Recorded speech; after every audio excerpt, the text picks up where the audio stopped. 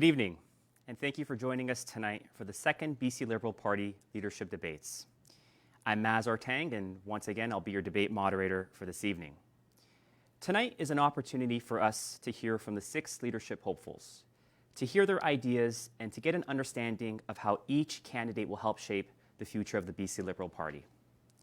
In light of the recent emergencies that have hit our province, we want to encourage those who are able to consider making a donation to the Canadian Red Cross. We would like to send our thoughts and prayers to the families and individuals who have been affected by these floods. We'll begin things with a short video.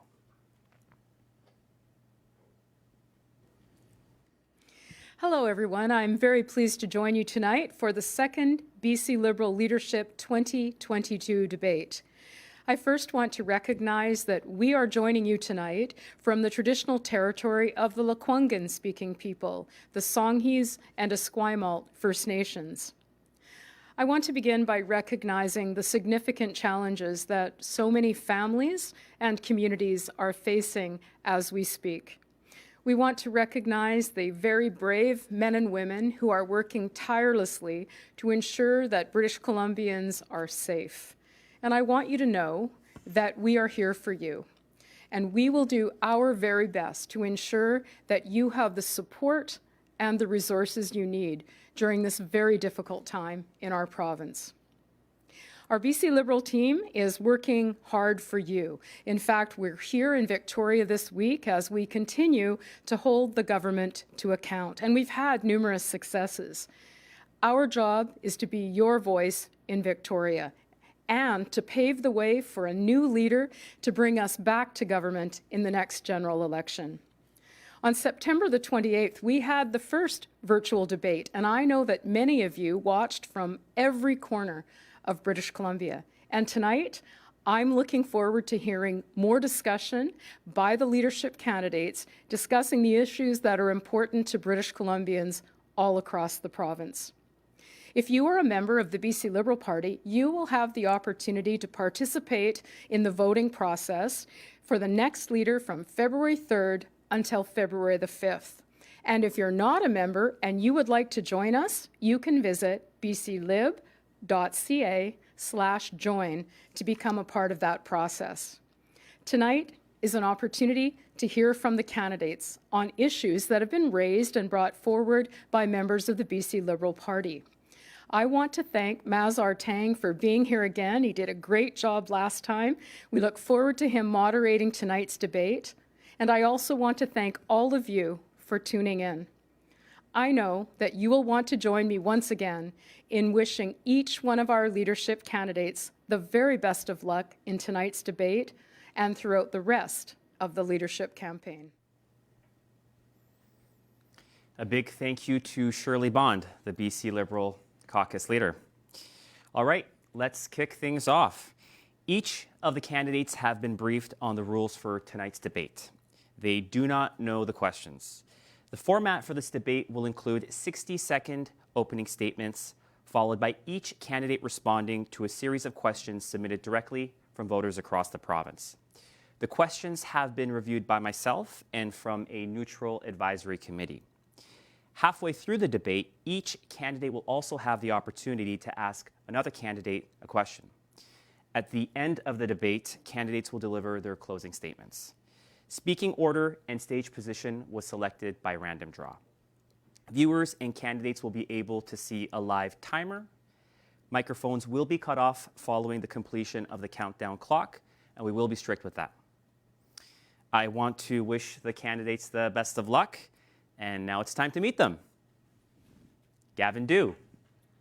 This is a crucial moment for British Columbia. People and families all over our province are faced with crisis after crisis after crisis.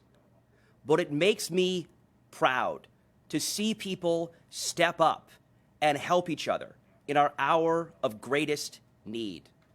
The farmers and first responders, the volunteers and Gurdwaras. The people who build up our province are those who choose hope and refuse to surrender to despair. I'm proud to be a BC Liberal. We have a choice to make. We can surrender to self-doubt and tear each other down. Or we can be proud of what we've achieved, learn from our mistakes, move forward together, and win. The choice is up to you. Thank you, Gavin. Renee Merrifield. Well, the images of this past week are going to stick with us for a long time. Whether it's the destroyed highways, the absolutely ravaged communities, or whether it's the farmers desperate to try and save their livestock, or the community members just trying to bring some hope to each other. Look, the NDP were slow to react, and now we're actually learning that they had documents and reports that they could have put in place to mitigate these disasters. In crises, every minute counts. But you know what gets us to this place? Politics. Old world transactional politics. Things that say, I'll do for you if you do for me. What we need now is a different kind of leadership to lead forward. I've led organizations through crises over the last 25 years, and I build winners from the ground up. Give me a Money Mart loan, and I can scratch you out a business plan. I have a 25-year track record of positive change and growth, and I can lead us forward. Thank you, Renee. Ellis. Well, thank you, and thank you to British Columbians for joining us tonight. What I want you to know tonight is who I am and what I stand for. And what I want you to remember are the 3 C's. Competitor. I've always been a competitor, whether it be sports, competing for people's lives, communities, or the province of BC. The second C I'd like you to know about, courage. I've shown it before that I have the courage to speak out on the most controversial issues facing British Columbians today. It's something that was taught to me by my father, to stand up for myself as well as those that couldn't stand up for themselves. Change. I have a vision for the future of BC, the same vision I had for the region I came from. But we can't accomplish this vision unless we have change. Fundamental change for the BC Liberals, which we can accomplish. And when we do accomplish this change, we can actually change the future of British Columbians. This is the type of leadership that I've displayed in the past, and it's the kind of leadership that I want to bring to the BC Liberal Party as well as the British Columbia overall. Thank you. Thank you, Ellis. Michael Lee. This is the time to choose and define who we want to be as a BC Liberal Party. To become a winning team, we must have fearless conversations and work hard. We need to earn back the trust of the 40% of our voters who have abandoned our party since 2001. We need to broaden our appeal to first-time voters, women, new Canadians, and urban voters in metro areas. These voters don't care just about what we did 10 years ago. They care about their lives and their futures. We need to wake up as to how much the world has changed. Winning the next election is not going to happen through chest thumping and reliving our past. We first need to earn back trust before anyone will be receptive to our ideas. I'm the only candidate making this a priority and taking this honest approach. I'm the one candidate who can lead our party to broaden our appeal and restore trust to win the next election. Thank you, Michael Lee. Val Litwin. We got a stark reminder last week that the future is a challenge of epic proportions for this party in this province. Everyone on this stage thinks they're the one to lead this party, but BC and this party needs a new kind of leader. It was a community of 300 volunteers that held back the floodwaters and saved the pump station in Abbotsford last week. In my career, I've learned there's no such thing as a solo effort when big challenges and big dreams are involved. I know how to tap into the power of community, the power of the grassroots. Experience matters, but we need a leader who is on the right side of the issues for this generation. A leader whose career has been spent serving people as much as it has balancing budgets. Social and environmental leadership meets fiscal responsibility. That's the BC Liberal Party I'm seeking to lead. We need a leader that can inspire, serve, and rally the people that matter most, you. I'm Val Litwin, and I hope you'll help me lead this party. Thank you, Val. Kevin Falcon. Thank you, Maz. If the recent flooding and the disastrous NDP response to that flooding has taught us anything, it's how important leadership, competence, and experience really is. Now, I'm the only person on this stage that for 12 years has held senior cabinet roles in government. I've dealt with my share of leadership crises, whether it was the sinking of the Queen of the North Ferry or rock slides on the Sea to Sky Highway. But I can tell you this, in addition to leadership and being able to respond and have the competencies and track record to respond to crisis, we also have to have a vision for the future, a vision that broadens our tent, that appeals to people. And that's why I'm proud to be the one candidate on this stage that is attracting the largest crowds in every part of this province. Hundreds and hundreds of people, whether it's in Surrey or Ladner or in Prince George, that are coming out excited about a positive vision going forward that says affordable childcare, leadership on the environment, affordability on housing is how we're going to attract a bigger, broader BC Liberal tent. Thank you, Kevin. Our first question is from Dr. Sitwinder Bains in Abbotsford. My name is Dr. Satwinder Bains, and I'm the director of the South Asian Studies Institute at the University of the Fraser Valley.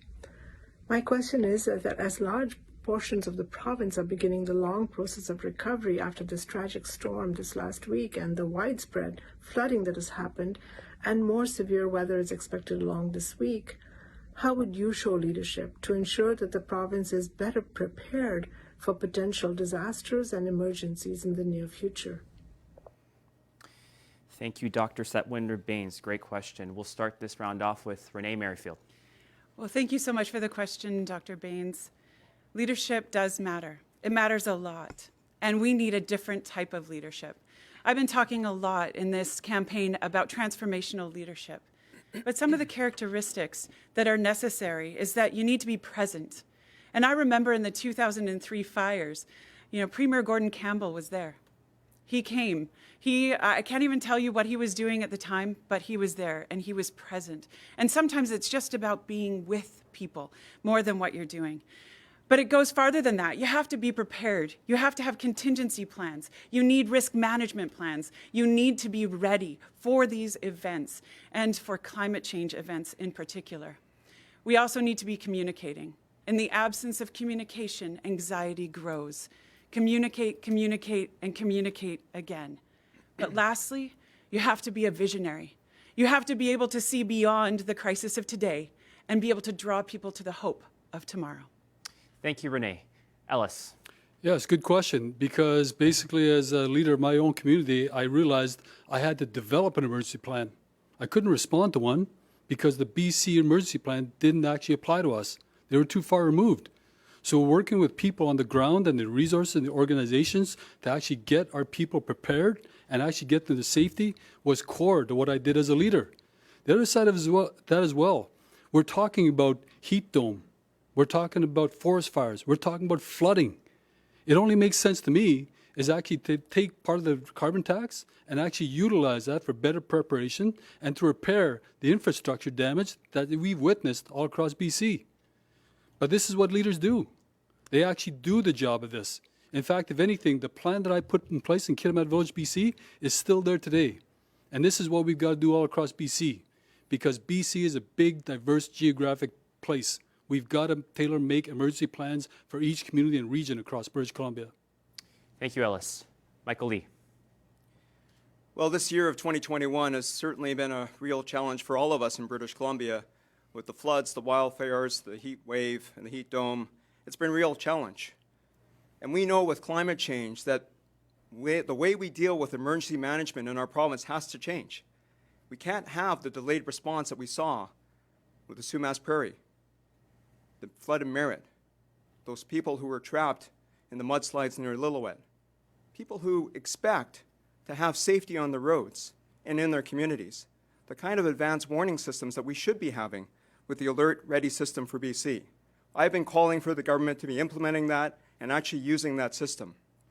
But in terms of how we go forward, Dr. Bains, we need to consider adapting and having a full service ministry of emergency preparedness again, to do cross purposes across all the departments of government, to work on the risk management plans, as well as assess where the risks are in our province so that we can manage them better in the future. Thank you, Michael. Val. Thank you for your question, Dr. Bains. We lost lives last week, and some people saw their livelihoods disappear underwater. We have to get way more proactive in our approach to climate-driven disasters.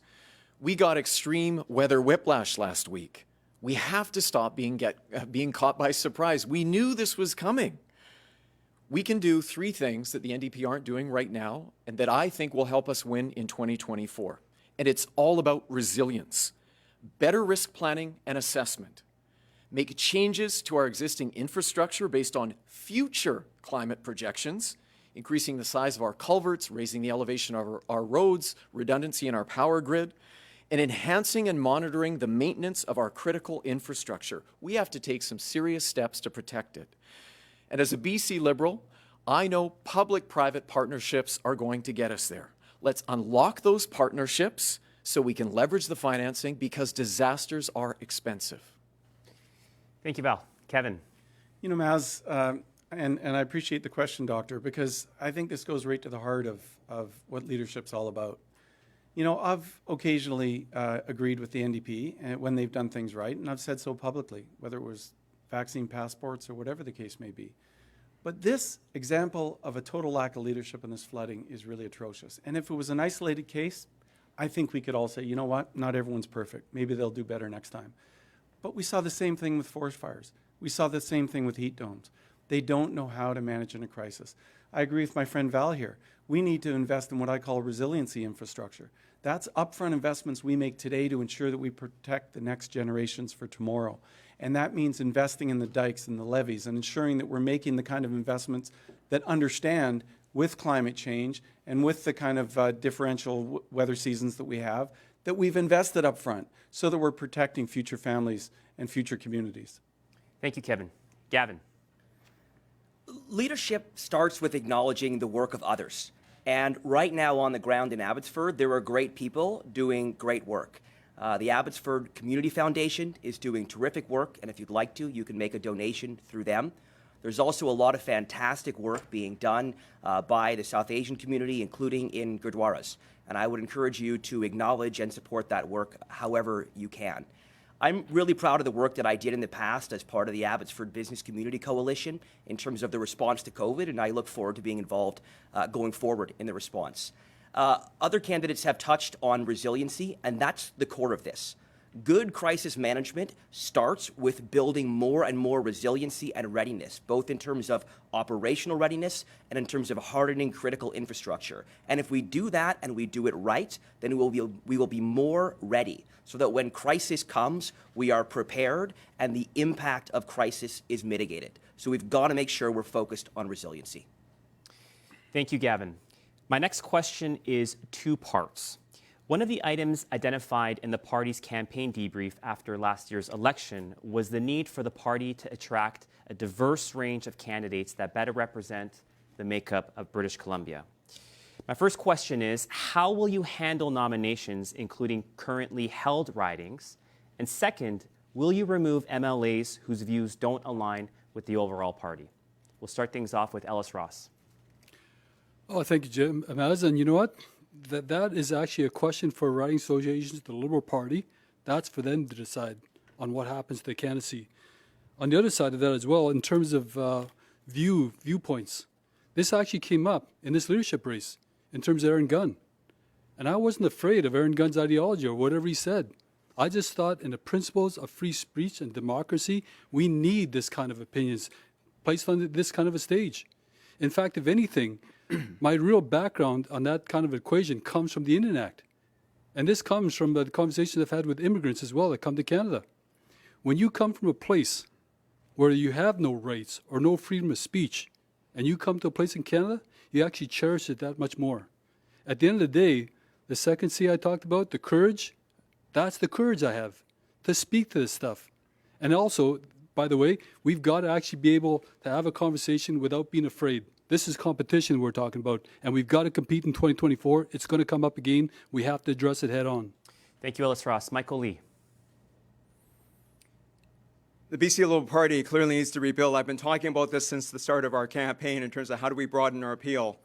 And as a member of this caucus for the last 4.5 years, alongside of Ellis and Renee now joining us, and I hope all of you will join us as we go forward, it's a big effort, and the transition will need to continue. We've seen many members of our caucus retire after some long stretches of good service to our province, others who were not re-elected.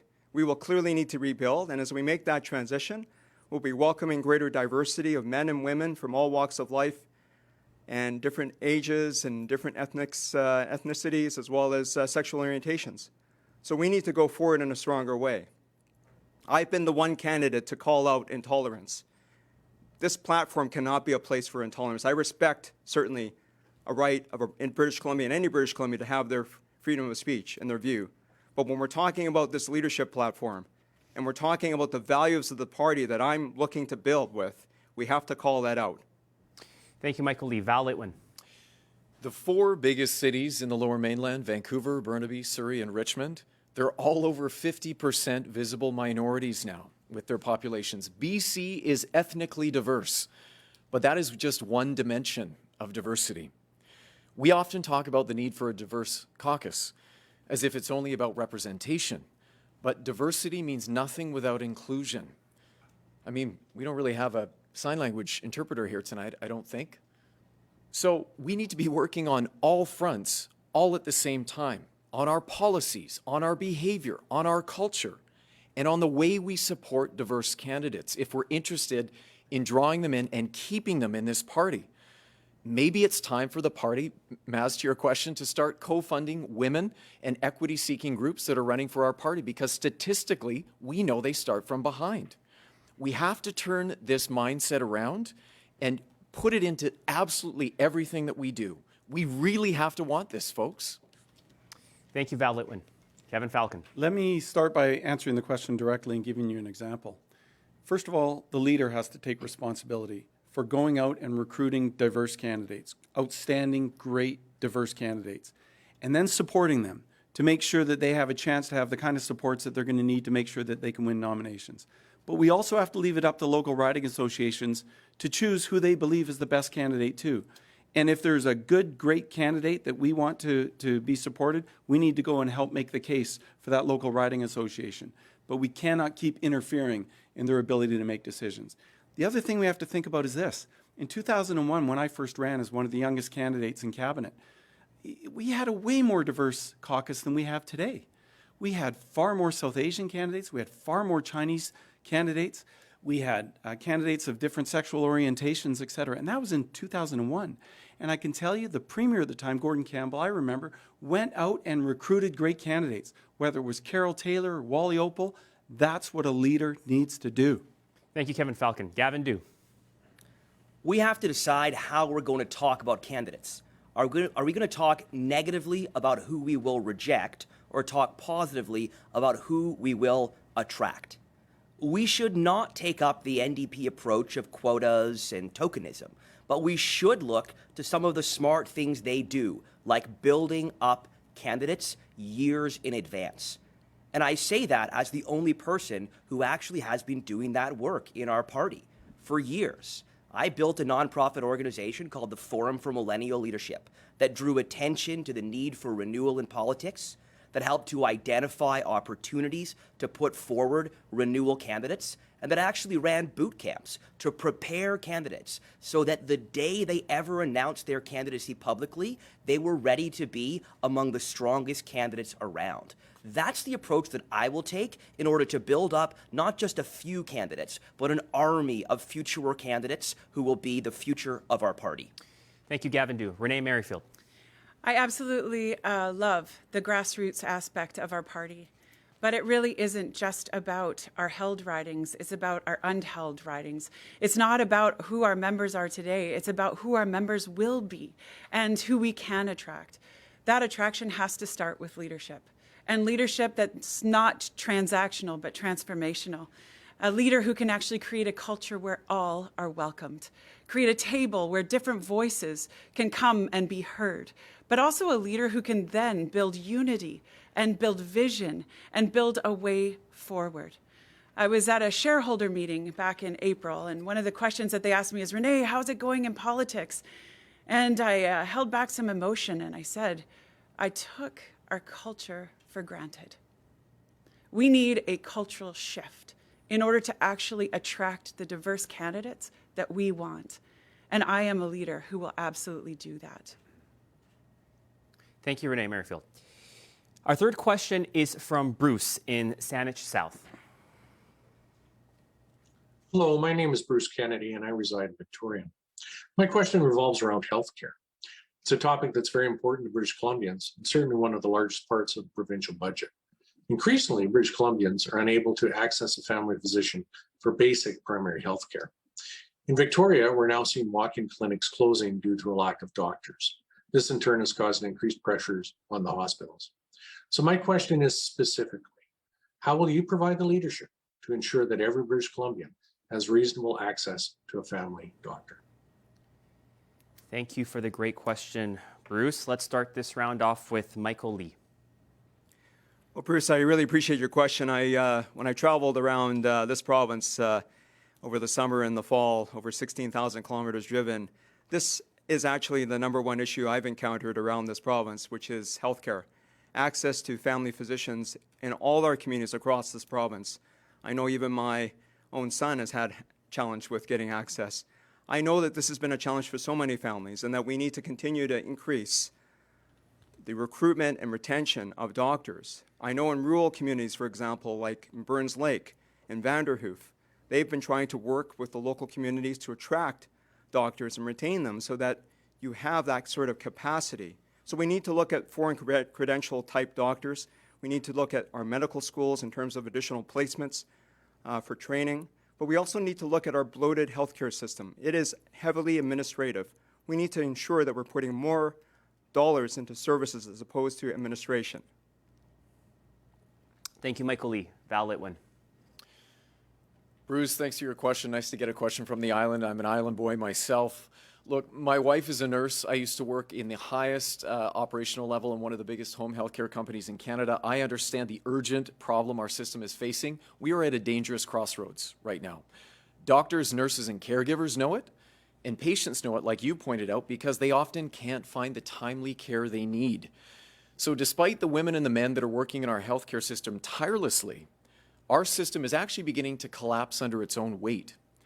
We have to totally rethink primary care for those doctors. We need to rethink the financial model. We have to graduate more physician extenders and nurse care practitioners to create an amplifier effect at those local doctors' offices. We know patients can't get timely appointments or get in front of specialists. They're waiting years and months when they need the help yesterday. And British Columbians still don't have control over their medical information. So my approach is going to focus on access, outcomes, and the sustainability of our system.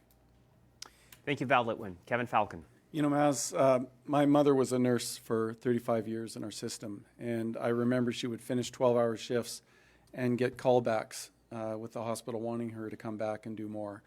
And as I've traveled this province, I've talked to nurses and doctors, and I can tell you, the system is not working for the people that are most important to our system, and we've got to change. Now, when I was health minister, I remember 2/3 of the people in our hospital system are there with one or more chronic illnesses, that with slight lifestyle changes, we could actually get a lot of those people out of those hospital beds and back into healthier lifestyles. So there's a big prevention element to this too. But there's also the importance of supporting the family doctors with wraparound services so that when you see a doctor, there could be psychiatric services, there could be nurse practitioners that could take care of some of the less serious cases and allow the doctors to focus on what they do best. But we have to move people away from emergency departments back into primary care. It's called the Divisions of Family Practice. I started that when I was health minister. It's something I would encourage as we go forward in the future. Thank you, Kevin Falcon. Gavin Dew.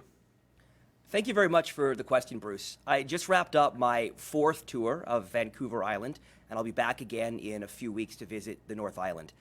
The issue of inadequate availability of doctors and nurses on the island, along with insufficient tertiary care capacity, is something that I've heard about in a lot of places on the island. We absolutely need to address those and other issues on the island if we're going to stop surrendering the island before every election starts. When it comes to addressing specifically the shortage of family doctors, here's one thing that I was shocked by. Family doctors are all small businesses, every single one of them. And do you know how much business training we give them to set them up for success during medical school? Absolutely zero. None. Not a shred. So as one small example of what we can do, let's set up potential family doctors for success by helping them to be ready to operate their own clinics. Thank you, Gavin Dew. Renee Merrifield. The healthcare system is very fragile. In fact, it's on its knees.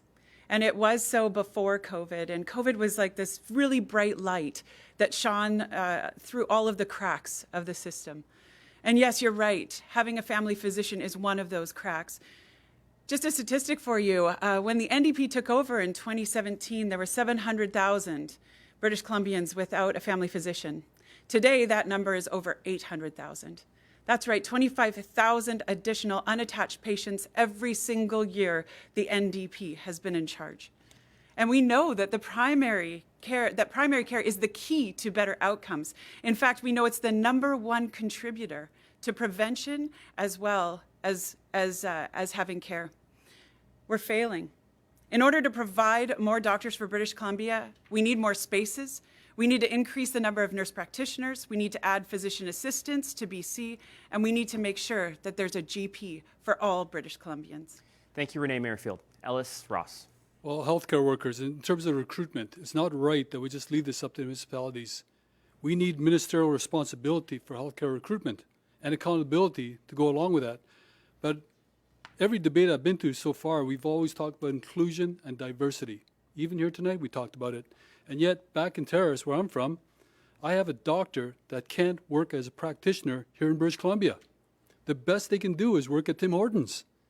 If we're going to think about this in terms of recruitment, in terms of capacity, we got to think outside the box. And we got to think about the regulations and the rules that restrict people coming from different countries to be a doctor, to be a nurse, to be a frontline healthcare worker.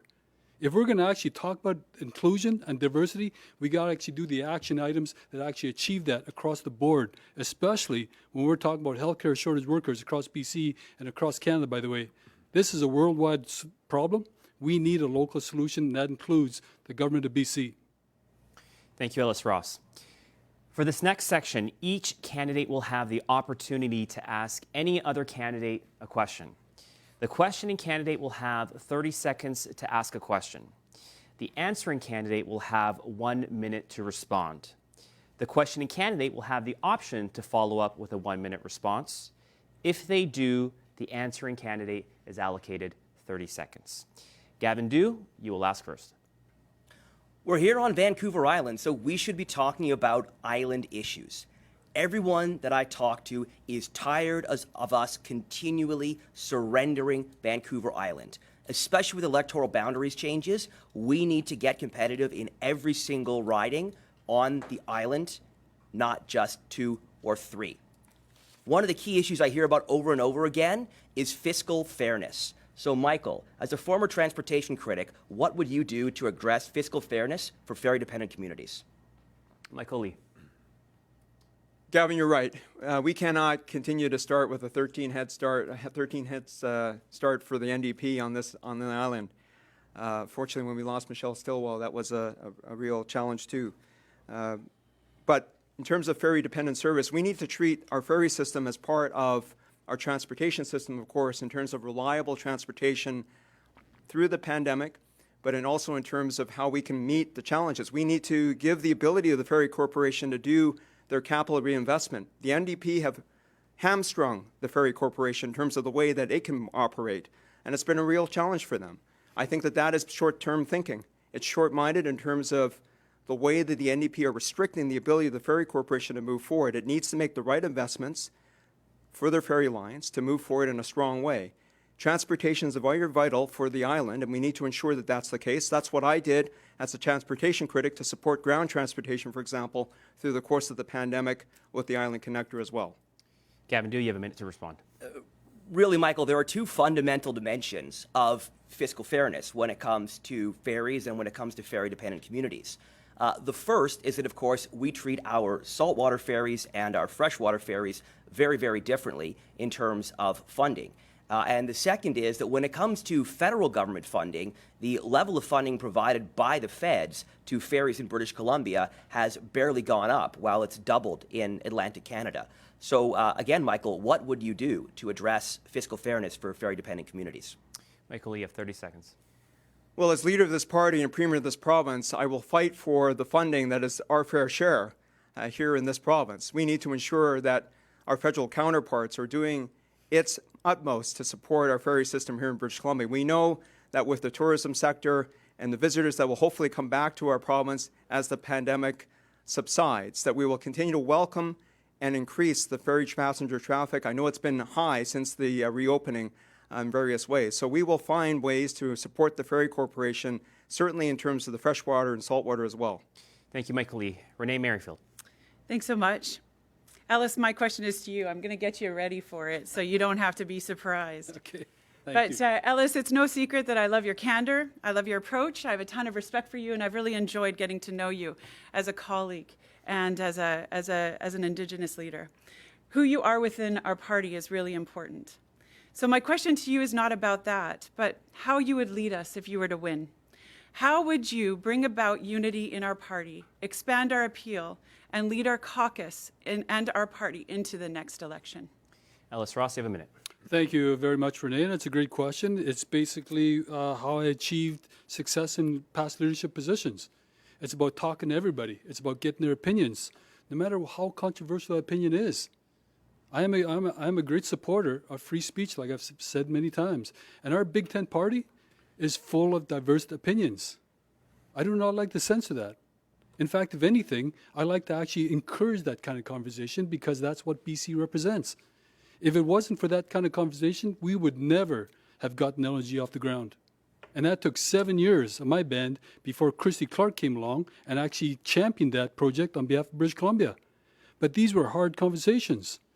You can't have a good conversation with a good outcome if you just agree with everything that gets put in front of you. You can't do it.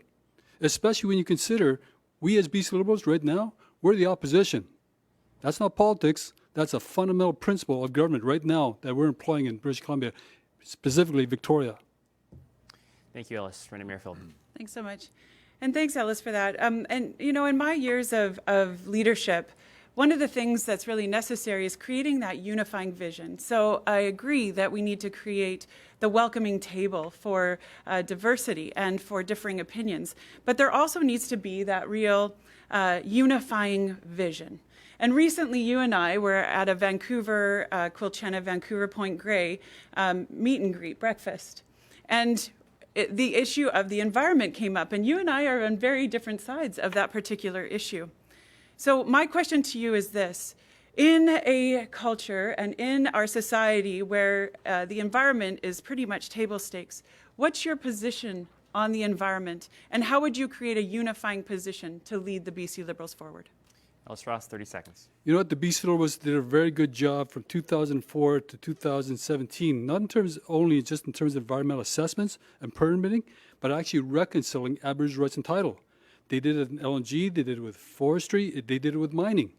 And what we did as a community, we actually made those standards even better. That was through collaboration. But you know what? We can do better. Right now, there's a really good plan that was actually developed by the BC Liberals in terms of the BC Environmental Assessment Act. The BC NDP have thrown that away. That is why we have no investment coming to BC. Nobody wants to come here. Thank you, Ellis. It's now your turn to ask a question. Okay, lost my page. I'm smiling for my wife. Doing a great job. I promise one smile. Okay, I have asked every candidate on this stage to sign a pledge agreeing to run in 2024 for the BC Liberal Party. I'm hoping to hear from everyone on this stage. No matter who wins, we must come together for BC. And if yes, will you sign the pledge? We are a team. So my question is for Kevin Falcon. Will you commit to joining our team in 2024? Because I want you on the BC Liberal team no matter the outcome of this BC Liberal leadership race. Kevin, you got a minute.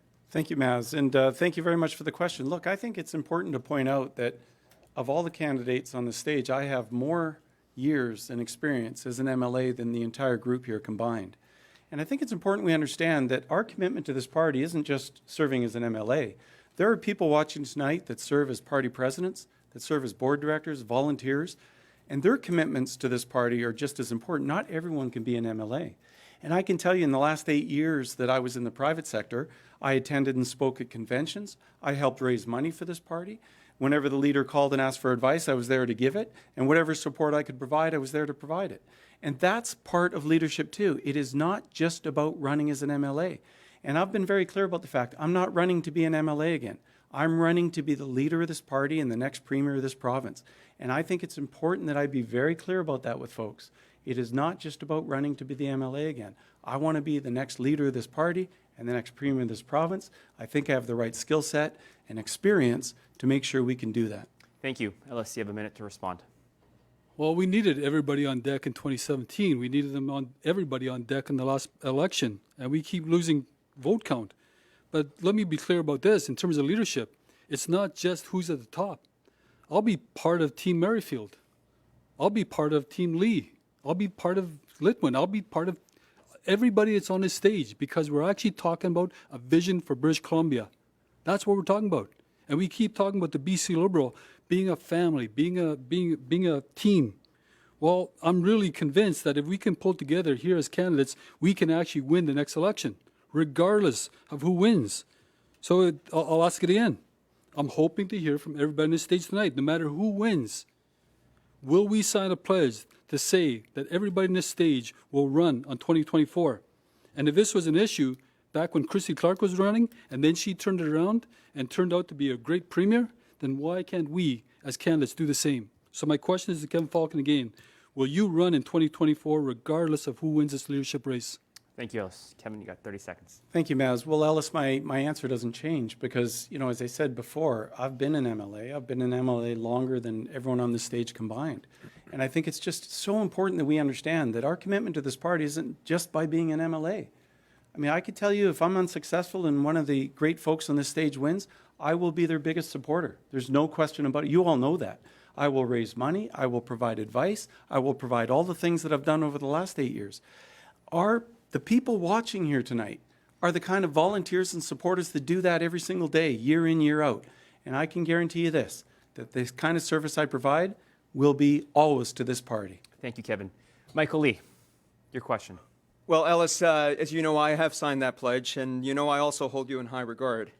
But I do worry, though, about your approach and how it may not help us win in the Lower Mainland. As an example, a statement you sent to members said that we need energy infrastructure and not electric cars. This policy might appeal to some of our base, but at the expense of broadening our appeal. We need to think bigger and look at reaching out to new people, not creating false trade-offs. Do you not see that? Ellis, you have a minute to respond. I definitely see that, and thank you, Michael, for signing the pledge. But what I've also talked about is transition to a cleaner future. You can see it right now. We're barging in gasoline from Washington State. We're hoping that Trans Mountain Pipeline gets up and running again. The NDP are actually limiting people at gas stations for 30 liters of gas at every fill-up. These are people that are stressed about getting to doctor's appointments, getting to school, getting groceries. I mean, there is a clean future out there. Of course there is. But it's got to be transitional. And in fact, on the other side of that thing, that equation, I've always said we've got to get those remote communities off of burning diesel and switch them to natural gas until they can afford and implement solar panels or wind power or anything else for that matter. At the end of the day, I will not discount people in this equation. I will not do it. The cost of living is already too high. The stress is already too high. I will not take people out of the balance that I've always believed in for the last 17 years. Thank you, Ellis. Michael Lee, 1 minute to respond. Ellis, the concern is how do we win the next election? We need to continue to broaden our appeal. We've lost 40% of our vote share since 2001. As you know, I'm one of 5 BC Liberal MLAs out of 28 ridings in Vancouver, Burnaby, Surrey, and Richmond. We have to regain the ground in the Lower Mainland. Your message, which is no to electric cars, goes counter to how we need to continue to green our economy and our province. We need to lower our carbon footprint. You know, as a former minister, or the, not yet, as the former critic for the environment. There we go. As a former critic of the environment, that the way to reduce our GHG emissions is through a lot of impact in the Lower Mainland through mass transportation, transit lines, density, as well as encouraging electric vehicles and buses. So again, back to your statement, how can you say that there's this false narrative, which is picking a choice between emergency infrastructure, which is key, understood, resilient infrastructure, versus electric vehicles. Thank you, Michael. Ellis Ross, you got 30 seconds. Thank you, Michael. And you know, false narratives. This is the example of an NDP tactic taking a comment out of context. I expect this out of the NDP. And if you have listened carefully, I would have told you what First Nation people have been saying for the last 17 years. It's great that we're lowering our emissions here in BC, and we're doing better than environmental standards, but this is a global issue. We've got to look at what's happening in India, for example. We've got to look at some of the biggest polluters in the world. That's why we actually did this to actually export LNG to China, for example, to lessen global emissions. This is not just virtual signaling. This is reality. Thank you, Ellis. Val Litwin. Ellis, Renee buttered you up, so I will too. You are an inspiration. You started out as a taxi boat operator. You were chief counselor to the Haisla Nation, and now you're an MLA. It's a testament to your leadership and your vision. But in this time of misinformation, expertise matters. And 16 days ago, you introduced yourself as a subject matter expert on climate change and broad economic development. Could you please tell the people watching this debate about the formal or informal education you've received to become this kind of expert? Ellis, you have a minute to respond. Well, thank you. And I'm glad to answer that question, because how many on the stage can say they read the BC Environmental Assessment Act 10 years ago? How many on this stage can say they read the Canadian Environmental Assessment Act?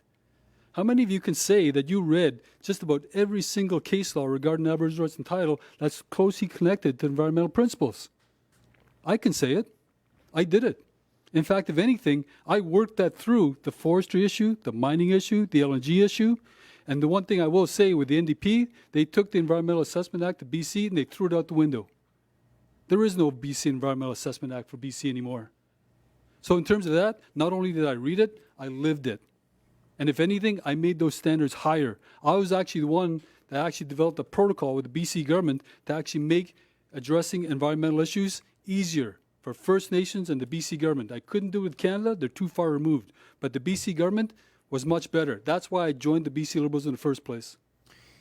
Val, you have a minute to respond. Thanks, Maz. We can't expect our politicians to be experts on everything, but it is critically important that our leaders have the judgment to tell the difference between fake news on Facebook and credible scientific data.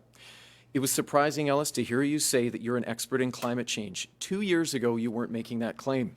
In fact, you said you don't know what to believe about global warming because, according to you, even scientists and experts don't agree.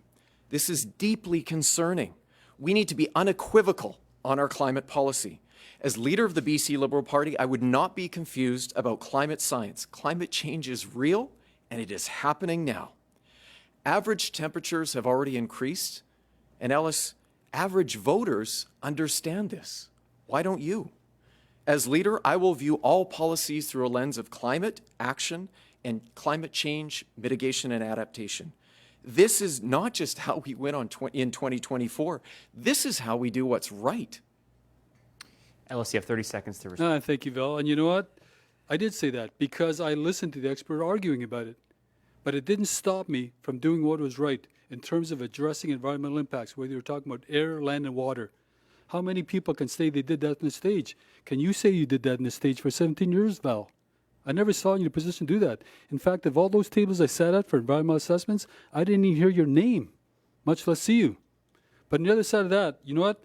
There's a lot more we could be doing, a lot much more. And we could be doing more if we get back into government. And that's my goal. Thank you, Ellis. Kevin Falcon. Michael, you've missed virtually the entire legislative session so far for this year, and your pay has now been docked as a result of not showing up to do your job. I'm just curious, can you explain why not being present in the legislature to do the fundamental job that you're elected to do, which is to hold the NDP to account for flooding, forest fires, heat dome, et cetera, is something that you're taking a pass on right now? Michael Lee, you have a minute.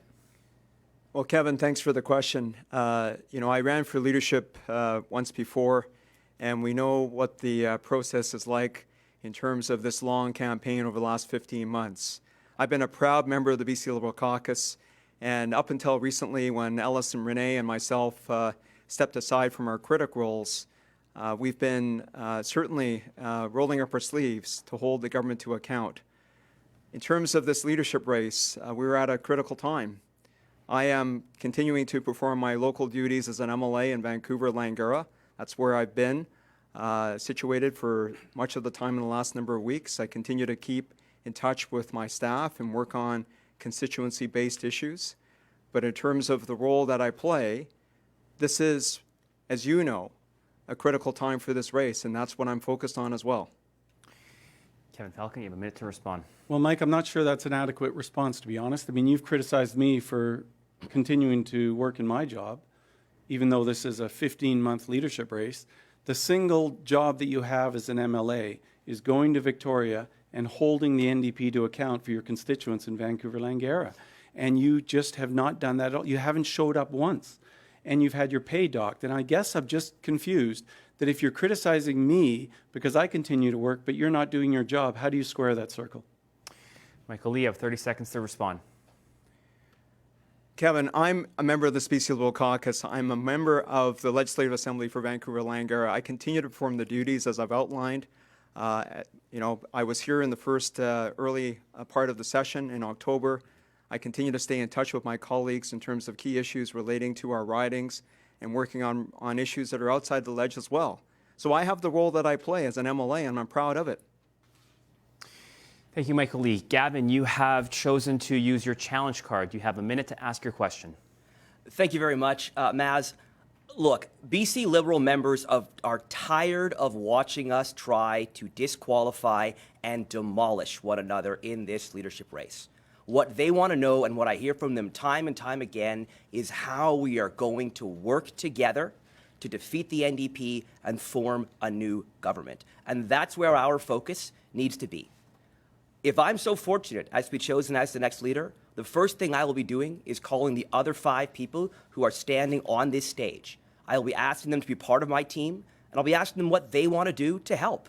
Renee has tremendous value and experience to add on housing. Ellis has a tremendous perspective on rural issues. Michael, a future Attorney General. Val Litwin would be fantastic in the small business portfolio. And whether or not he runs, Kevin Falcon is going to be a member of the BC Liberal family, and I would take him up on the advice that he's offered. So, folks, let's get focused on moving forward together, not on demolishing each other. Do you wish to challenge someone? Gavin, do. No, I'm good. I think they got the message. Okay. Our next question. I didn't know that we could challenge. I know, I was like- questions, by the way. I'm an innovator, Michael. I'm an innovator. Well, otherwise I would, challenged before. All right, we'll get this going. Next question. Whether it's government restrictions or staffing shortages, BC's tourism and hospitality sector has been hit hard over the course of the pandemic. Earlier this year, the BC government locked in wholesale liquor pricing. What else will you do to specifically help our friends in the hospitality business? Please provide specific examples. Val Litwin, we'll start with you. Yeah, thank you, Maz. Look, I used to be the CEO of the Whistler Chamber of Commerce. That is a small town that does big business when it comes to the visitor economy here in BC. In fact, it drives 1/3 of the tourism spend in this province. So we can't ever count out tourism and hospitality in terms of being an unbelievable economic driver. In post-pandemic, as communities are suffering, they're going to need to start to diversify their economic portfolio. So tourism is a great opportunity for them. So look, I'll be the first one to say wholesale liquor to restaurants and pubs, brilliant idea. That sector has been asking for that solution for years, but we can go so much farther in terms of our infrastructure support and investments in those communities. And I'll tell you, the more I travel BC right now, people are saying the number one issue they're feeling when it comes to tourism and hospitality is the workforce. So how do we get more kids and young people into this sector that is so great at supporting them and getting them on a good career start? But we have to be working with our federal counterparts to ensure we have the labor supply to keep these communities moving. Thank you, Val Litwin. Kevin Falcon. I'm laughing because, not at you, Val, to be clear. I'm laughing at the NDP because they just so don't get the economy. This is such a great example. They took a year into the pandemic when a lot of small businesses had already failed before they finally came out with a $300 million fund to help the small business sector. But of course, in the old NDP way, they had a 35-page application form for a $10,000 grant, and they could not give away free money. They literally could not give it away. So they had to change it, make the application a little bit simpler, double it to $20,000. The bottom line is this: they still couldn't give it away because they don't get the sector. I can tell you, we have to make sure that we've got a tax and regulatory regime that encourages and supports small businesses in this province so that they can go forward and build with confidence, knowing that they've got a government working with them, not against them. This is a government that doesn't understand the tourism sector. Just the way they mishandled the cruise ship industry is the best example of that, Maz. Thank you, Kevin Falcon. Gavin Dew. What we've seen from the NDP is poorly constructed and poorly delivered responses. They've got good intentions and terrible execution because they just don't know how the economy works. When it comes to tourism, when it comes to retail, when it comes to restaurants, we've seen a storefront apocalypse in this province. And we're gonna need to become much more smart and much more adaptive in terms of having a government that actually understands how the economy works and understands how the economy is changing. Because when you talk to people in those sectors, they know this government just doesn't understand. So among other things, we need to go back and review what worked and what didn't in terms of the economic support programs that were rolled out during COVID to ensure that lessons are learned, that there's accountability about dollars poorly spent, and that if we are in a position where we have to respond to a crisis again, we are much better equipped to support sectors including restaurant, retail, and tourism. Thank you. Renee Merrifield. Thanks. Well, British Columbians, they want opportunity. And a strong economy gives them that. And we are reliant on our tourism sector as part of that economy. It's mostly small and medium-sized businesses, and 98% of British Columbians are a part of it. They are the key to resilience and recovery and innovation. But we've seen this NDP government obliterate them with a lack of understanding. That's why I would actually create a business-friendly environment. I would support items like the provincial nomination program and getting a workforce, through getting government out of the way of with their bureaucracy, through stimulating innovation, renewing areas in our province that desperately need it when times of crisis come, and by also marrying our industries with our research institutions and our next generation of those entrepreneurs. A strong economy and our tourism sector is the only way that we're going to actually sustain our valuable social programs. It's the way that we're going to create great paying jobs and provide opportunities. Thank you, Renee Merrifield. Ellis Ross. Like everything else related to the economy, the NDP have destroyed it. Look at the cruise ship industry, $2.9 billion industry. And all they had to do was go down and say to the cruise ship industry, come and dock in Victoria, Vancouver, Prince Rupert, just don't let anybody get off the boat. It was that simple. They ignored it. They called it a blip. It's going to take a long time to reestablish that relationship. In terms of the economy overall, though, especially in terms of the tourism economy, we're going to have to think big. We're going to have to think about something that the BC Liberals are truly proud of. The Winter Games, the Winter Olympics. That brought investment. That brought infrastructure. That brought legacy projects. Yes, you didn't recover all the money, but that was money well spent. And that we're still seeing the positive effects of that today. In terms of what we can do right now, within the first 30 days of being government, we can double Tourism BC's marketing budget for a year and include those landmark destinations were left out by the NDP, like the PNE, for example. I can't believe they had to beg for $1 million, something that's actually so crucial to BC's economy. Thank you, Ellis Ross. Michael Lee. Well, BC is the most beautiful place in the world. I truly believe that. And as we reopen, as we support our tourism sector, the hospitality, the restaurants, all of what we can see to visit here in Victoria and on the island, we need to support this industry more. The NDP have failed the industry. The supports that Kevin talked about were really lacking. They were delayed for so long.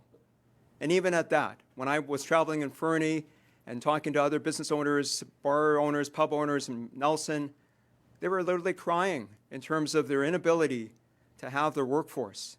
We have to change that in terms of the ability of others to come to our province to work, because those lower entry jobs we need to support in terms of hospitality.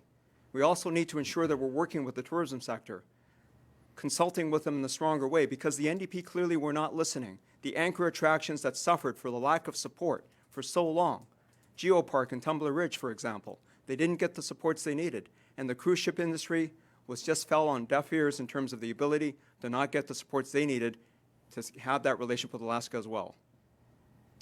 Thank you, Michael Lee. Before we ask our next question, I do want to remind you that you have challenge cards, so feel free to use them. I'll use it right now. if Al I may. Litwin, you got a minute. So look, I've been sitting here listening to a few answers. It's a delayed challenge, but it's got to go back to Gavin. And you know what, Gavin, I'm going to challenge you, but we're still going to have a beer after this, so it's going to be all good. But listen, man, we're talking about some really important issues here, and we have to hold each other's feet to the fire, and I think we all expect that in this debate.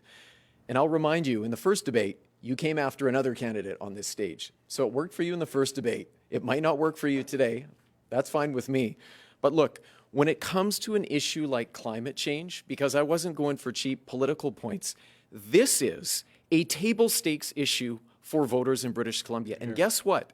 The data says nationally, provincially, territorially in Canada, you win elections with climate platforms.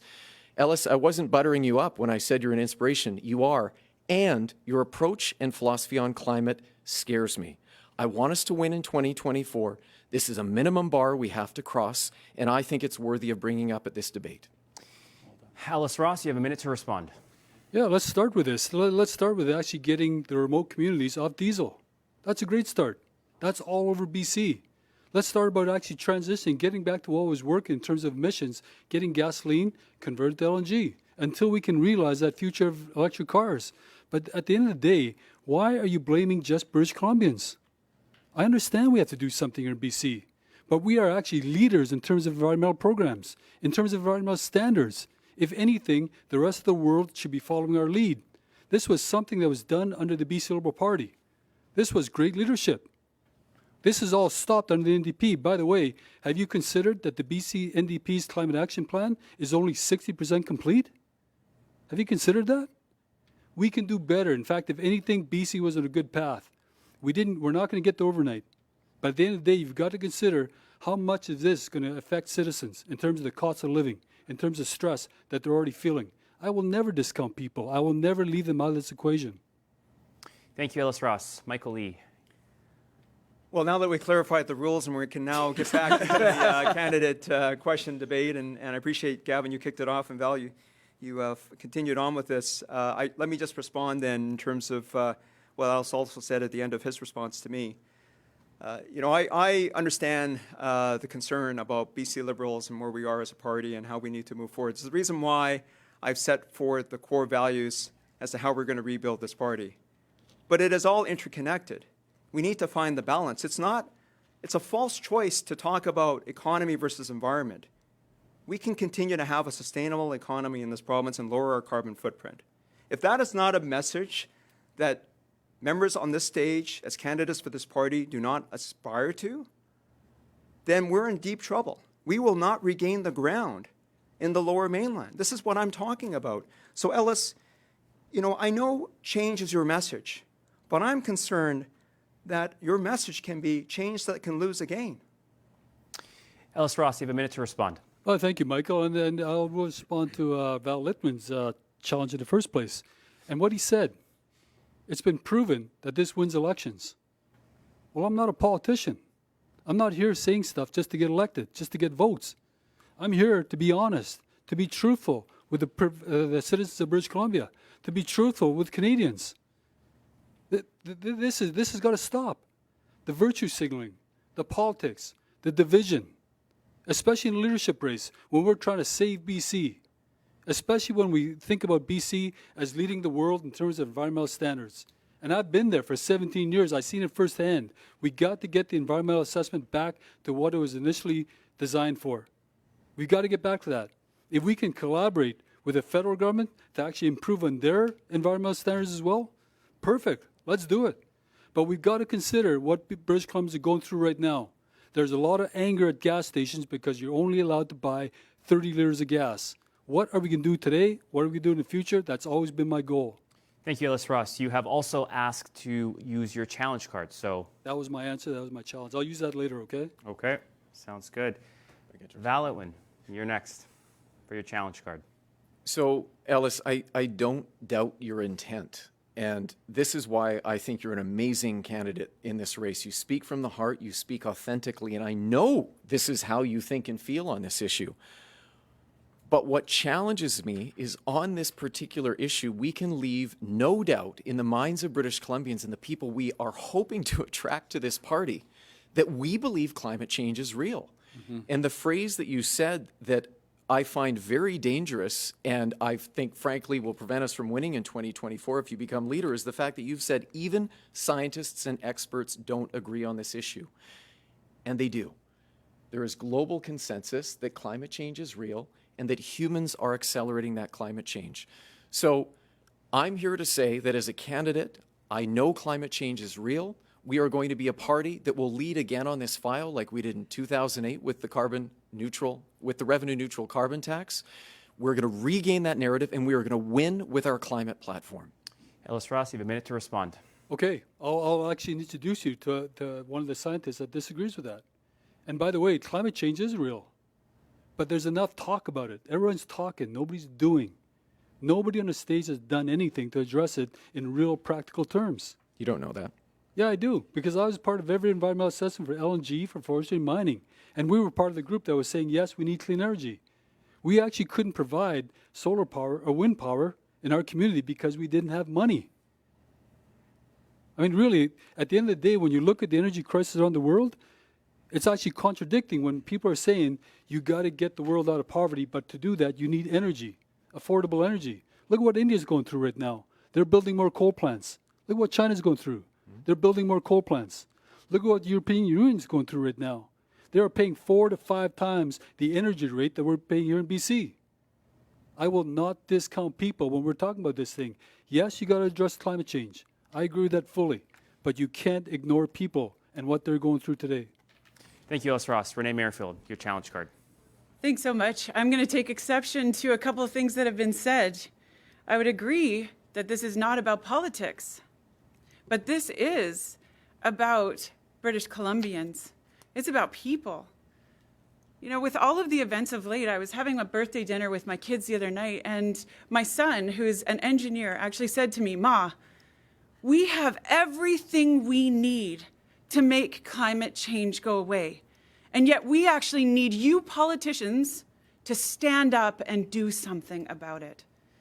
And Ellis, I'm going to take exception. I built to Step Code 3. I've actually built to net zero. I have built to LEED standards. I have built and given off-grid packages for townhomes as upgrades. And I have been a founding member of the Okanagan Sustainability Leadership Council, desperate to try and get a 70-foot-high mountain of garbage out of my community and put a zero waste-to-energy facility in its place. So I do take exception with the fact that some of us have been working on it. Ellis Ross, you have a minute to respond. That's great. And my comment was specifically who was part of the environmental assessment for 17 years, who actually developed that protocol plan with the BC government over those 17 years, who worked with Christy Clark's government to make sure that we were providing the cleanest energy possible in terms of LNG getting to Asia, who is actually coming to my office in Terrace and Kitimat asking for clean energy from India, from China. These are actionable items. What I'm hearing today, that's all virtue signaling. That's politics. What this province needs, what this world needs is leadership.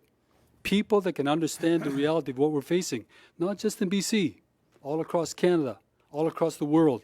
We have a solution that's made in BC. We've got to export it, and we've got to take lessons from other people. But at the end of the day, if we're actually contributing to the cost of living, I can't stand for that. The cost of living is already so high. Inflation's on its way. And what did the NDP think? Let's increase taxes at the same time. So yes, I do believe in climate change. We got to address it, but let's not forget people. Thank you, Ellis Ross. Michael Lee and then Gavin Dew. Michael Lee, your challenge card. I'm not sure whether I needed to use the challenge card from before, but I'll say that here. But look, Ellis, I certainly recognize the strong champion that you've been for LNG, and I agree with you that BC needs to produce the cleanest LNG for the world next to Norway. I have been for 20 years working with mining, forestry, energy companies, technology companies all over this province. I appreciate the environmental assessment regime federally and provincially in this province. And I understand, having worked with BC Hydro for 5 years, that hydroelectric backbone of our province that provides clean, renewable, reliable power for generations to come. And that's what Site C is part of. We're going to clearly need to electrify this province.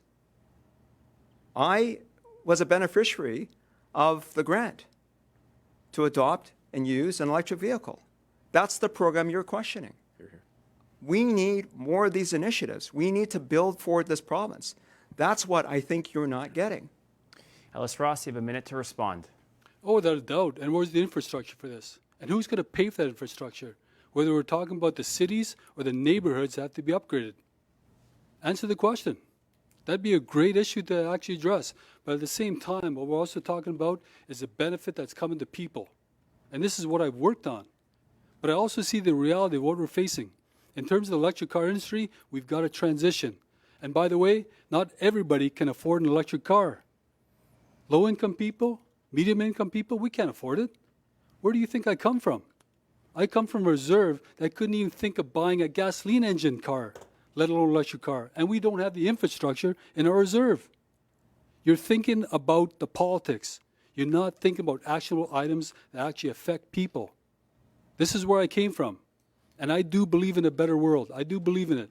But that means you got to think about people first, not the other way around. This is what politicians have been doing to British Columbians for the last 10 years. It's got to stop. Thank you, Ellis Ross. Gavin Dew, you have a minute. Thanks very much. You know, I'm really proud of our leadership on the environment. It was actually the revenue neutral carbon tax back in 2008 that first brought me into the party as a young person.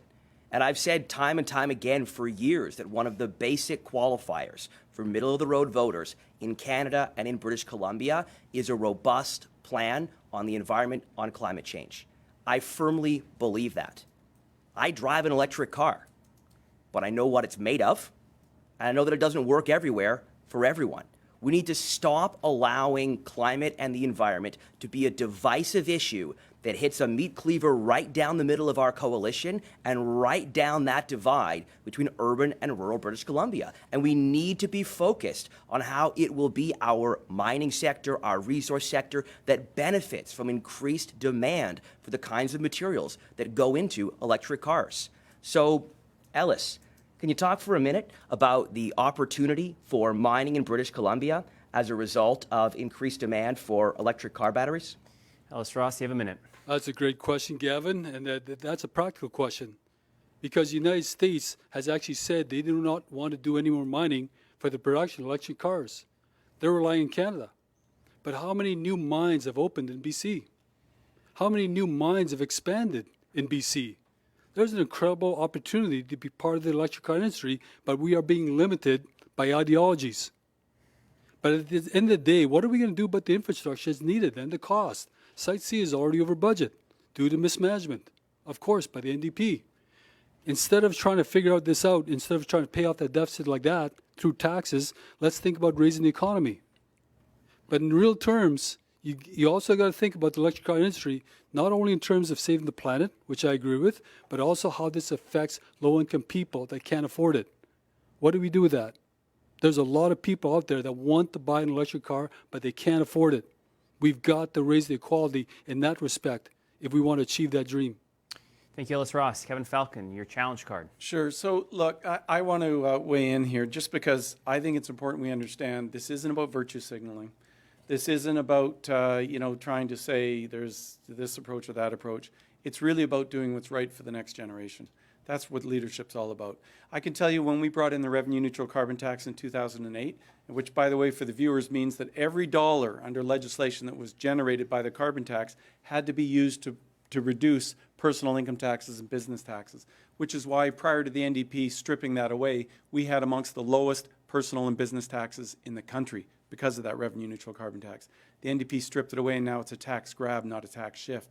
But I can tell you that the decision we did back then, it was tough in Surrey Cloverdale, but I supported it because it was the right thing to do for the next generation.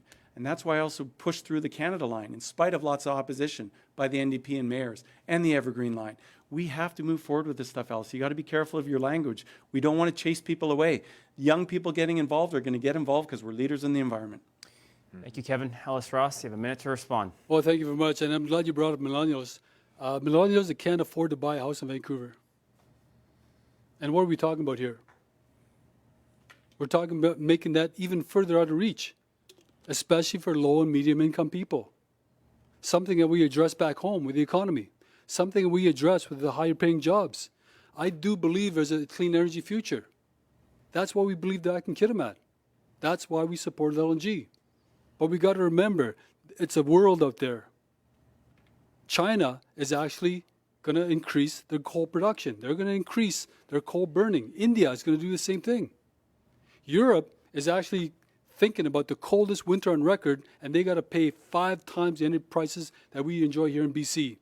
There's a clean future out there, but we got to be practical about it. And by the way, I don't believe in changing my narrative just for an election, like was said here tonight. We can only win elections if we actually come out with these types of narratives. I'm not here to do that. I'm here to be truthful and honest with the people of British Columbia. Thank you, Ellis Ross. On to our 5th question. Our 5th question is from John in North Island. There's been many discussions between environmentalists, government, and logging industry.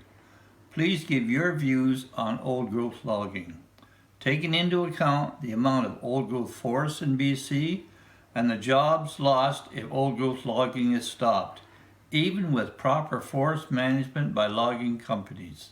Thank you. Thank you. Kevin Falcon, you'll start this one. So this is such a great question because I think we have an obligation to the next generation to think about how we preserve biodiversity. And is there not some irony in the fact that all of this has taken place, the old growth logging has taken place in the backyard of the Premier of this province, and he has been paralyzed in terms of how to deal with it? And instead what they do is they announce massive forestry changes without any consultation to local First Nations, without any consultations to communities and families. I can tell you there are families right now that are thinking about what kind of Christmas they're going to have. There are potentially 18,000 jobs that are going to be lost by families and communities worried about what this means to them. I can tell you our forest industry does need to change. There is no question about it.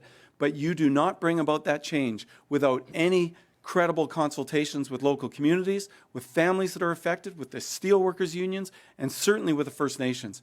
This government has gone about it the wrong way, and I just cannot believe that they're doing it and taking this approach. Thank you. Gavin Dew. The situation with forestry right now is very much what the NDP is doing on everything. It's a complete and total lack of consultation, and it's ramming through ideological solutions and half-baked policies, just like they did on childcare, just like they're doing on autism. What we need to do is we need to rebuild our capability to have big, hard conversations as a society. And when it comes to forestry, there are a few big conversations we've got to have. We have to talk about habitat and species biodiversity.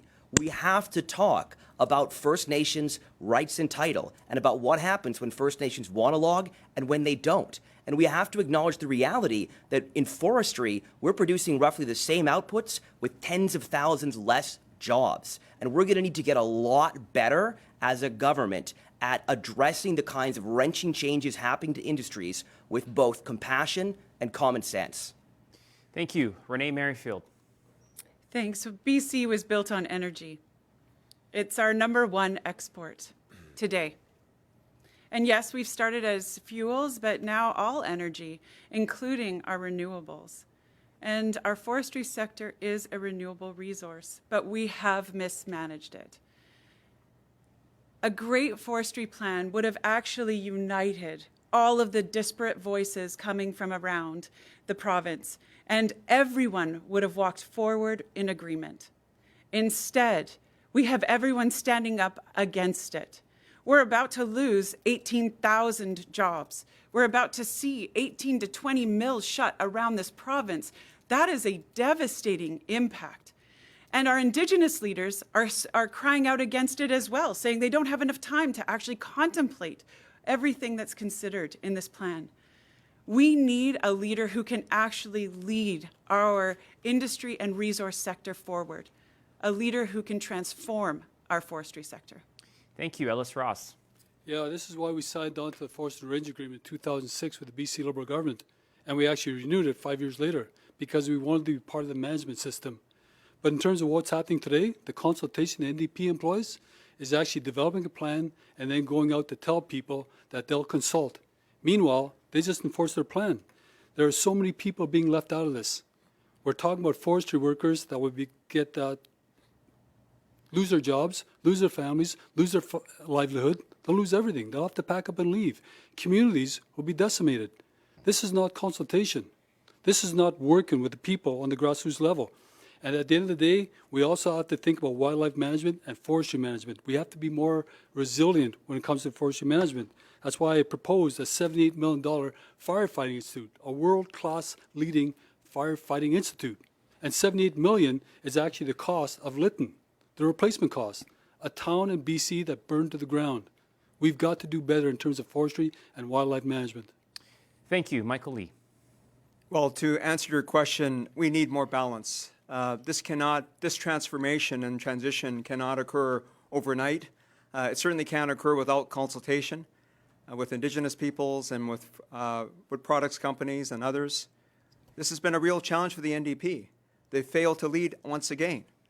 And I know, having traveled around this province and talking up at Fort Nelson, the devastation that happens when you have forestry policy that goes awry and communities are left desolated.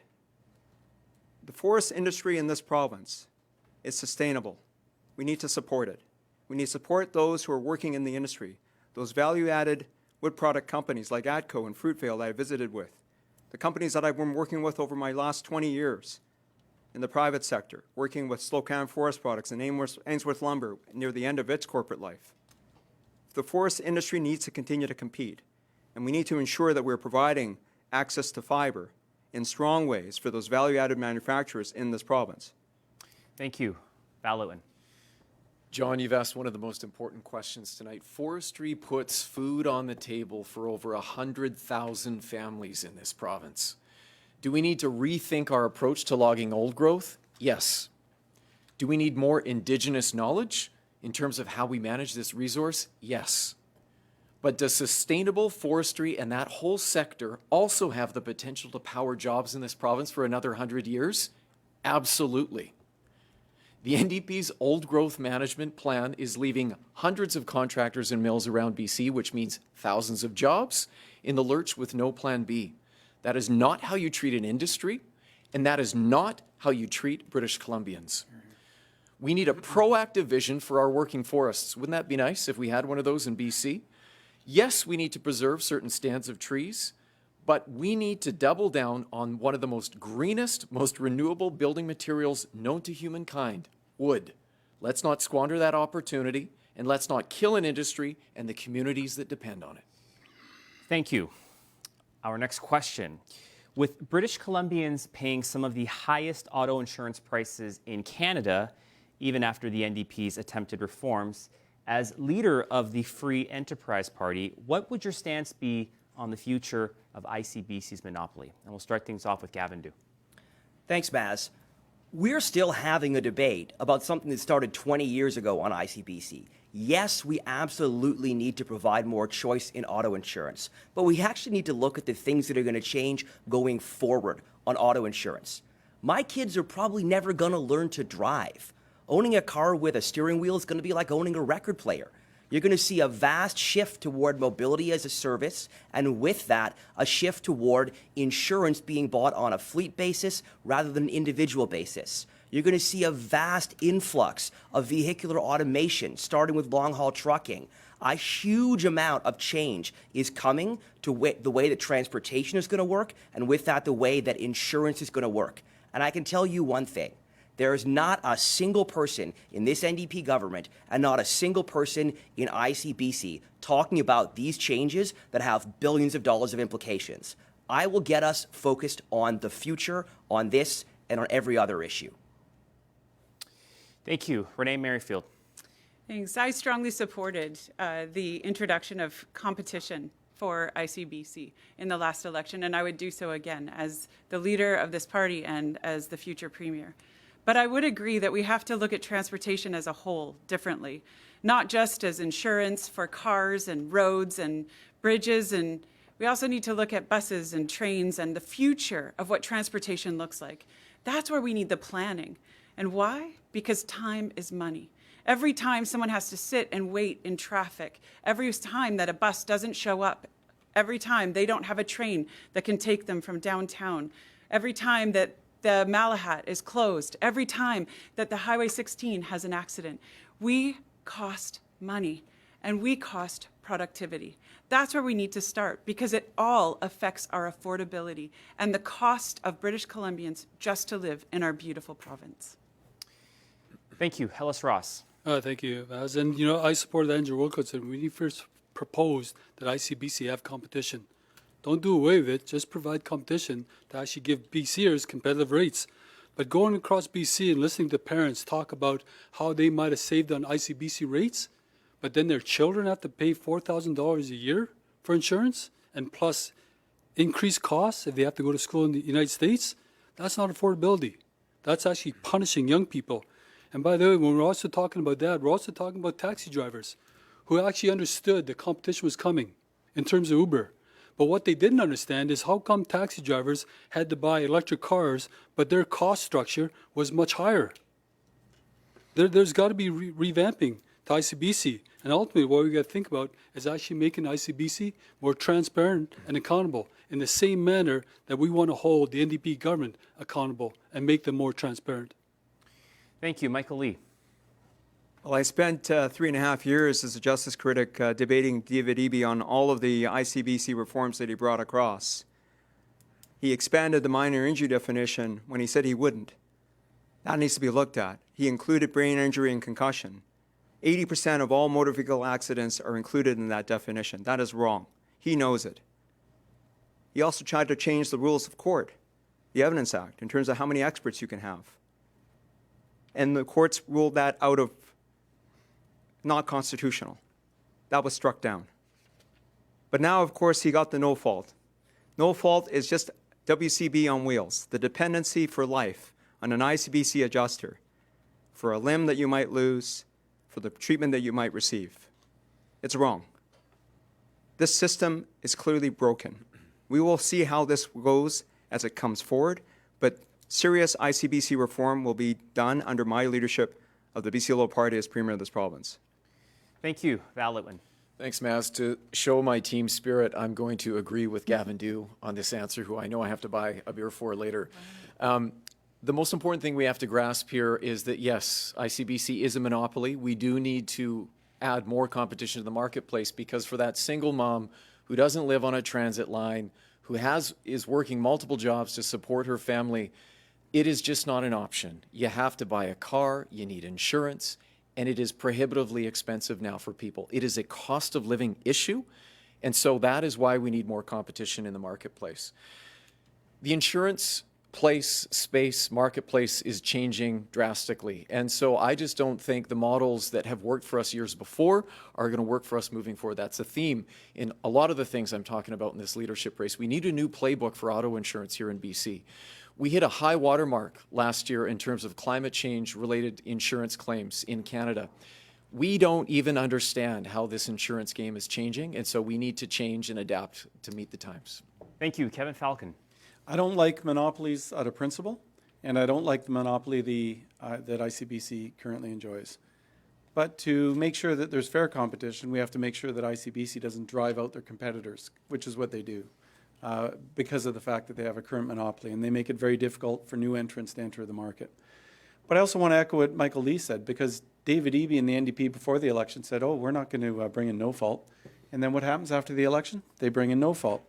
And then they send people back these stupid little checks, trying to say, oh, yes, isn't this great? You're getting some money back. I think I got a $4 check for one of my cars. But the issue is this. Wait till the other shoe drops. And the other shoe drops is what Michael talked about. And that is that when somebody is seriously injured and they want to get appropriate compensation for their injuries, they're going to be welcomed to the big world of government. And WCB saying, oh, no, we're going to take care of you, and we're going to tell you what kind of services and compensation you're going to get for the rest of your life. And I'll tell you, that's not going to work for a lot of British Columbians when they realize the full implications. Thank you. We're almost at the 90-minute mark, and we don't have time for question 7, unfortunately, but we do have time for the remaining candidates to use their challenge cards. So, Kevin, you have a challenge card. Ellis, you have 2 challenge cards. And Renee, you have a challenge card. Okay. Kevin, would you like to start? Sure. Ellis, just a brief question for you.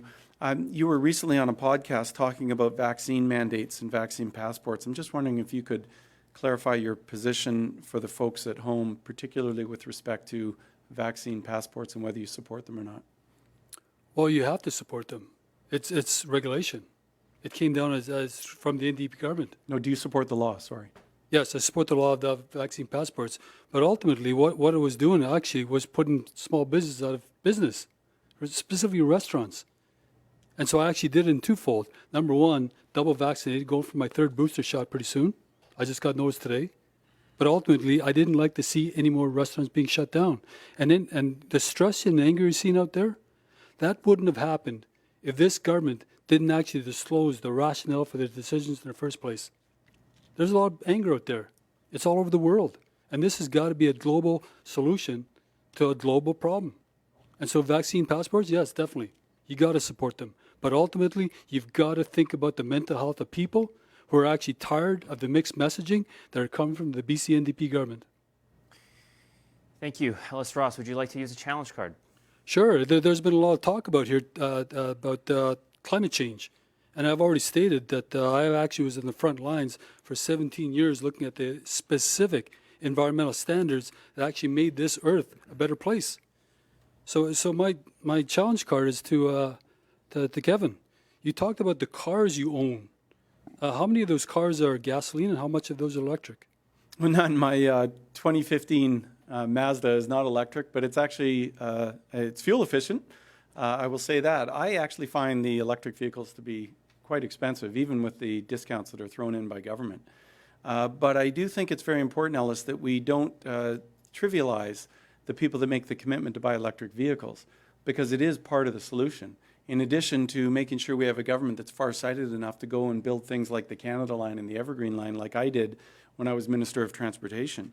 And the other thing I just want to say, because I've got this opportunity, is make sure that we understand that BC has an opportunity to power the green future. We are blessed with all the minerals needed for all those electric vehicles, all those wind turbines can be found right here in British Columbia. So let's make sure we get going with responsible mining and that we use our minerals to support all the green revolution that's going to take place around the world. It's a great opportunity. Ellis Ross, you have one more challenge card. Yeah, you know what? That was a great answer. It actually speaks to people that can't afford electric cars. I mean, it's people that have the wealth to actually apply for a discount from the BC government to buy an electric car. I mean, what are we doing, or what are we saying to those people that are struggling to actually pay their heating bill or actually buy groceries? And then the politicians are talking about the electric car industry. There's a lot of people that are hurting, and it's going to get worse. The experts are predicting inflation is going to increase to the levels we haven't seen before.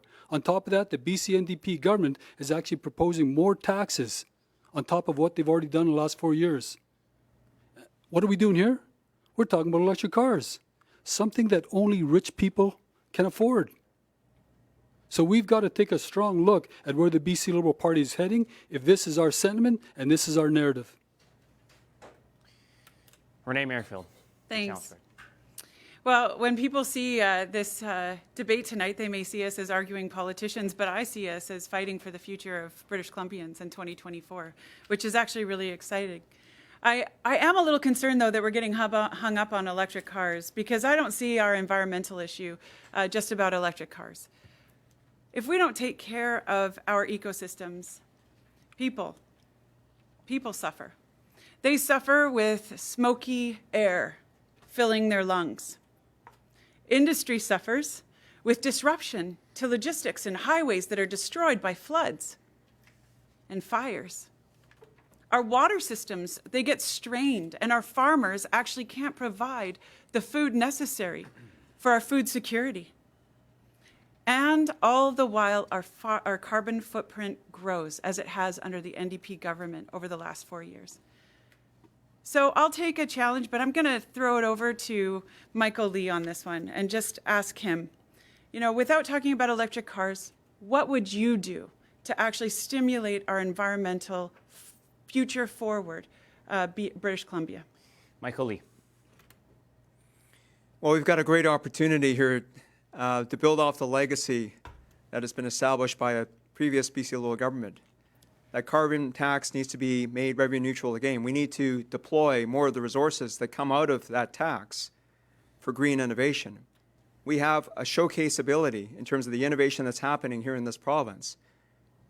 Whether it's Nexi, mass timber buildings that are being built, obviously the energy infrastructure that Ellis was questioning before, that's being adopted all over this province in terms of the importance of how we rebuild and build new housing, how we need to densify our housing supply on mass transit, which wasn't done initially on the Canada Line and isn't being done on the Broadway subway right now.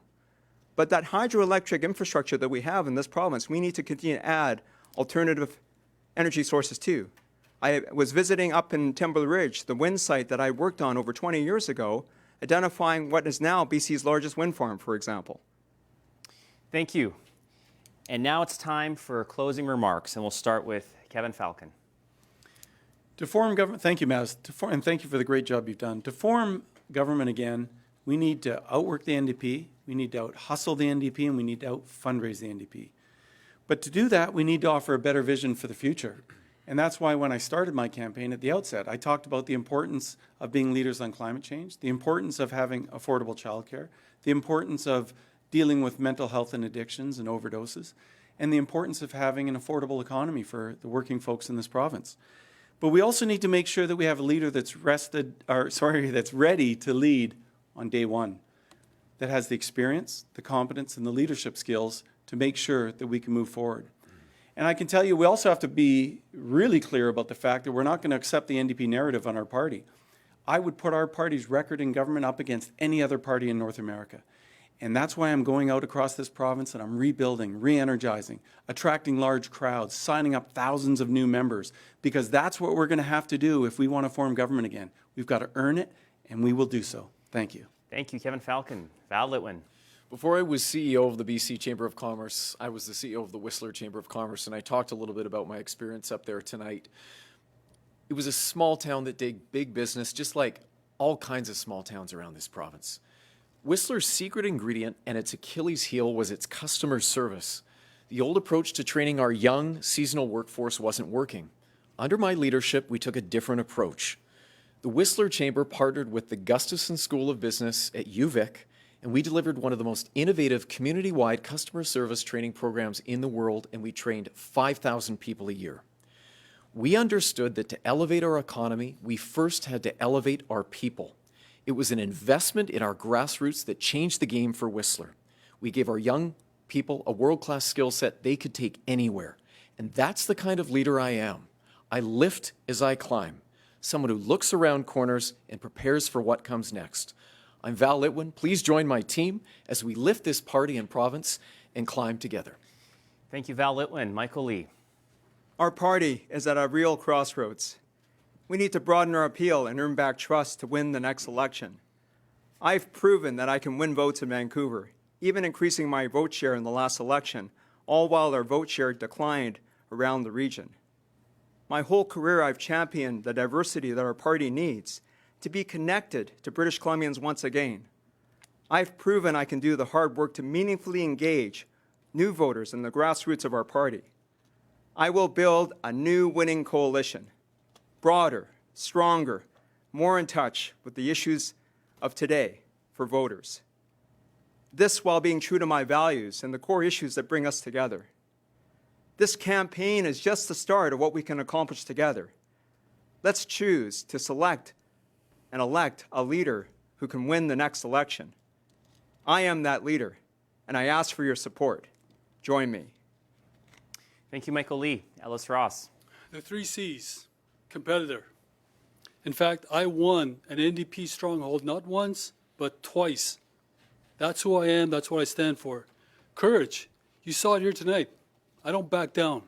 In fact, if anything, that's what it means to be opposition in the legislature of British Columbia. We've got a duty to oppose some of the mandates that are coming down from the NDP government, not agree with them. We've got to criticize them. That's our job. That's why we got elected as MLAs. Change. My vision for the change that BC Liberal Party needs actually extends to the change that British Columbia needs. We need a better future, not just for ourselves, but for our kids and our grandkids. And if you're tired of the politics, if you're tired of the virtue signaling and the false promises, then now is the time to sign up to be BC Liberal member, because I see you, I hear you, I am you. I am grassroots, and I am the change candidate, and I am in this for all of BC. Thank you, Ellis Ross. Renee Merrifield. Well, as you can see, there's three directions we can go: sideways, backwards, or forwards. Look, our party has great roots. We can build on it. But the safe choice is probably sideways. You know, sideways means limited change, maybe some new paint, new brand, new name. Sideways doesn't produce wins, though. For some, they want to go backwards. They want the glory days. They want to get the old band back together again. Well, that doesn't work either. You're just going to end up out of touch and left behind. That's why we need to choose forward. Forward with new ideas, new energy, hard work, and focus. But forward with vision, integrity, passion, transformational leadership that leads to unity. I am this kind of leader. And I've led this way for 25 years, 31 companies, 11 different industries, 4 provinces across Western Canada. We need to win in 2024, and I'm the leader that can take us there. Thank you, Renee Merrifield. Gavin Dew. Well, folks, that got a bit spicy. But no more so than a family reunion after someone gets a little bit generous with the scotch after dinner. Here's the thing. We are a family. We are a family, and we have to be unafraid to have tough questions, ask each other tough questions, push each other hard, but at the same time, we've got to move forward together. There is a dynamic tension that holds our party up, that builds our big tent. And the 6 people on the stage are each in their own ways poles of that big tent. And the ways in which they're different are the things that actually make our big tent work. Kevin Falcon and myself represent experience and renewal. Ellis Ross and myself represent rural and urban. There's all kinds of contrast within our party. We need to get through this leadership. We need to come through it united. We need to make sure that we're unafraid to have tough conversations. And at the end of it, we have to move forward together, beat the NDP, and form a new government for the people of British Columbia. Thanks, folks, and have a good night. Thank you, Gavin Dew. All right, that's a wrap, folks. Thank you to each of the candidates for joining us this evening for our second debates here in Victoria. A friendly reminder that in order to vote in this leadership race, you must be a member of the BC Liberal Party by December 17th at 5 p.m. Pacific Standard Time. The leadership race will conclude on February 5th, 2022. If you are not a member of the party, you can join online at www.bcliberals.com. Again, we would like to encourage those who are able to consider making a donation of any kind to the Canadian Red Cross. Money raised will enable the Red Cross to carry out relief, recovery, and risk reduction activities in the region. Thank you, and have a great evening.